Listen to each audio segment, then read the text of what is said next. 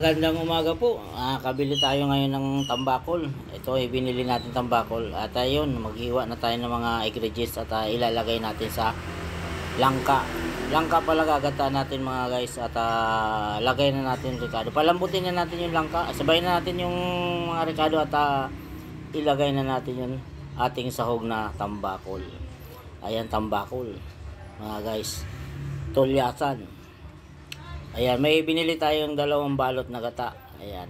Unahin muna natin yung sili labuyo at ilagay natin yung isang gata.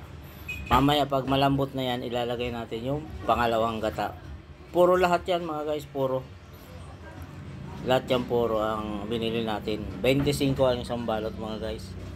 Ayan. Nilagay na rin natin yung matutuyot na labuyo natin.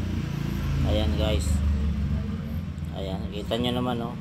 Talagang naglulunok-lunok ko sa Bicol. Liputok. Ayan guys. Ilagay na natin guys yung pangalawang gata na binili natin. Bali dalawa. Ayan. Malambot na kasi at maganda yung may sabaw-sabaw ng konti.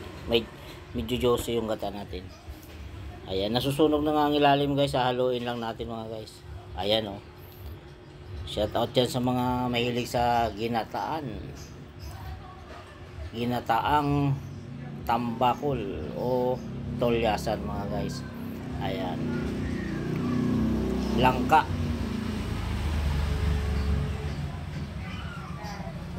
Ayan guys. Ayan guys, sandukin na nga natin at luto na at kain na tayo. At yung iba ipupulutan natin sa gin at wala tayong pasok mga guys dahil linggo naman ngayon, pahinga. Ayan.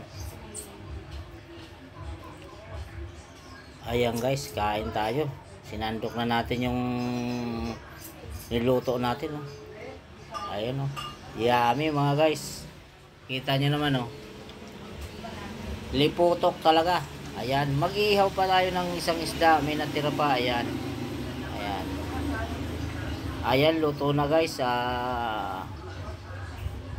Dagdag ulam at bili rin tayo ng litos na bilog.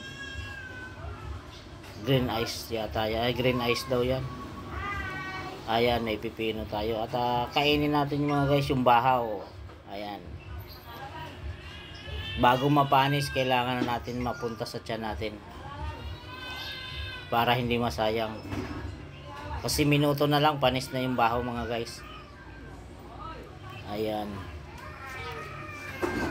Bago natin tapusin tong video mga guys, magpasalamat tayo sa subscriber natin sa ating YouTube channel at mga viewers natin at followers. Maraming salamat sa suporta nyo.